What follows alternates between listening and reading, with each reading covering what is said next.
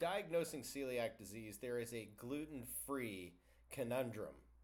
So the gold standard obviously is to get a endoscopy and get a biopsy. Usually when the gastroenterologists are in there, they see the telltale signs. If somebody's eating gluten and they have celiac disease, you have these microvilli. They actually look like these little palm fronds, and they are where your nutrients get absorbed. They look like a haystack that has been bombed out as a telltale sign for diagnosing celiac disease. Now, the gluten-free conundrum is that this day and age, gluten-free diets are pretty popular. It's a pretty good go-to when people have unexplained gut health issues. And so somebody with celiac disease will go on a gluten-free diet, and then you can't test them. Because in order to see those telltale signs on endoscopy, you need to be eating gluten. The same goes for blood labs. There are things called tissue transaminases that we can check in the blood to see if somebody is positive for celiac disease.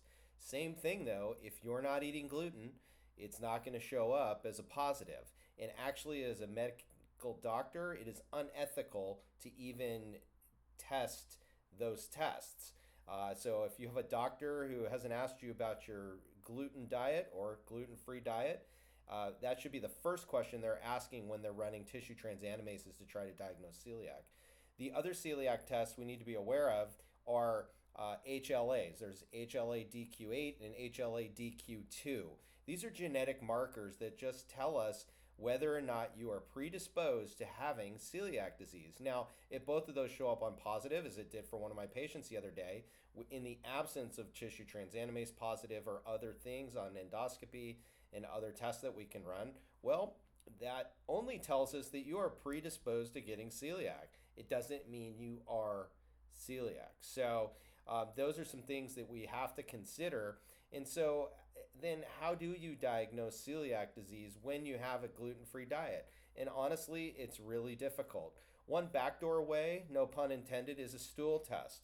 When we run something like a GI map or a gut zoomer from Vibrant, we can actually see anti-gliadin IgA. That's one of the other IgA markers we can run, and we can see if that is elevated and whether there's damage occurring and kind of trickling down into the stool. But it also runs into that gluten-free conundrum at times too.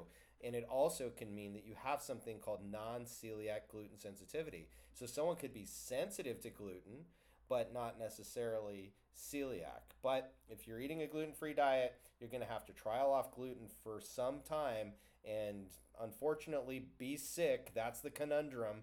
Go back to being ill and then get your endoscopy, your tissue transaminases, your anti-gliadin IgA.